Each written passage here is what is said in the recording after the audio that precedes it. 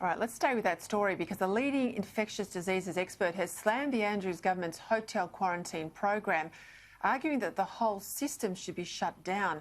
Professor Lindsay Grayson, who gave expert evidence to last year's Code inquiry, well, he says Victoria's approach to quarantine can't be trusted to protect travellers and puts the rest of the country at risk. To discuss this and more, I'm joined now from Melbourne by the foreign editor of the Australian newspaper, Mr Greg Sheridan.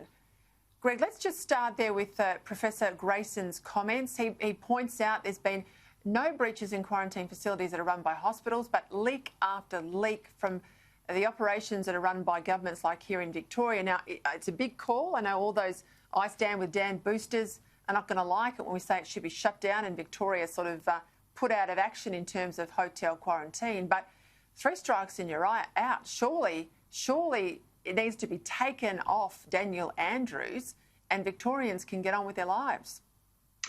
Well, Peter, I think the thrust of your sentiment is undeniable. I mean, it was a terrible moment. My blood ran cold when last week Dan Andrews said he had the best hotel quarantine system in the country. And you think, how could anyone be stupid enough to say that when they have the record that he has of a complete collapse of his system, which led to a terrible months-long lockdown in Victoria and 800 deaths. I mean, that's a shocking record. I wouldn't really agree with Professor Grayson. Well, first of all, I don't think constitutionally you can take the authority away from a state government. I mean, we're having a failure in state politics. It's not properly scrutinised. The opposition is weak. The media doesn't pay attention to it, with the exception of magnificent programs like your own. But that's not a reason to abolish state politics. I mean, this has to be sorted out at the state political level. Andrews should suffer a shocking and humiliating defeat next time. But the scrutiny which your program and others are applying to this is what leads to corrections. I mean, he runs a better system now than he did 6 months ago. It's still pretty ropey. It's unbelievable that they're still making these rookie errors so far, so deep into the running of the program. But there it is. I wouldn't go so far as Professor Grayson. Yeah, I just don't know what changes here, Greg, though. I mean, you live in Victoria. You're living this 3rd lockdown. You can look at how hard it's hitting business. You can look how demoralised the Victorian public is.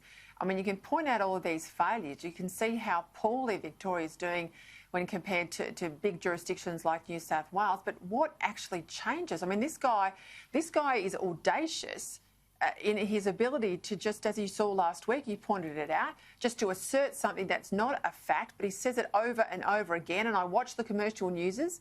It ends up in the bulletins that Victoria's running the best quarantine system in the country. And 4 days later, we're into another statewide lockdown. Yeah, you're absolutely right, Peter. Look, don't get me wrong. I am no defender of Daniel Andrews. I mean, his performance in these running hotel quarantine has been disastrous, an absolute catastrophe.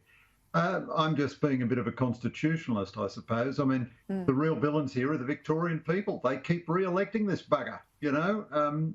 If you elect an incompetent ideological government, that's what you get. This is a government run by the socialist left of the Labor Party. It's more concerned with cleaning up the rampant chauvinist sexism of fairy tales than it is with having a public health capability. And that's what we're left with. Certainly the federal government needs to be active in offering him help because he needs all the help he can get. There's no doubt. And hopefully vaccines come along soon and make things a bit better. Right, talk to me about this story today. I had to read it twice because I thought it can't possibly be true.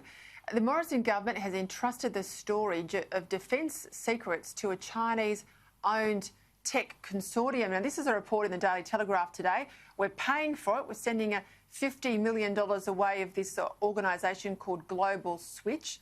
They have a facility in Sydney, so it's on Australian soil, but that means nothing in this cyber war, as you know. The parent company of Global Switch stole a 49% stake to a Chinese consortium in 2016, but nonetheless, we've basically given them the keys to the Citadel. Now, I'm told there's, checks and balances, but it makes me nervous, Greg.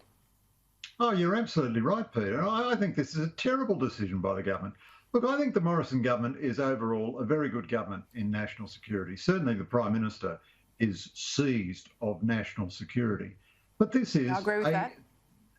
but this is a shocking decision. And the government keeps on with shocking decisions. I mean, we still don't have a fuel reserve. Our fuel reserves are in America. We don't have a commercial cargo fleet. We've had a Conservative government since 2013. We've got 13 commercial cargo ships, nothing to requisition in an emergency.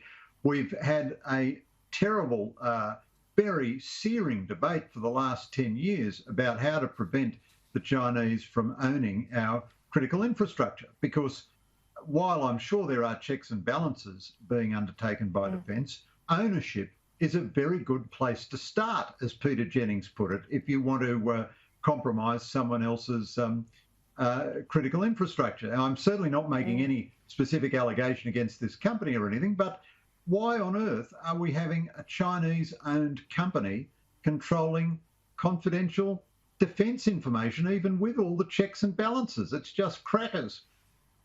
Why on earth indeed? Craig Sheridan, common sense as always. Thanks for your time. Thanks, Peter.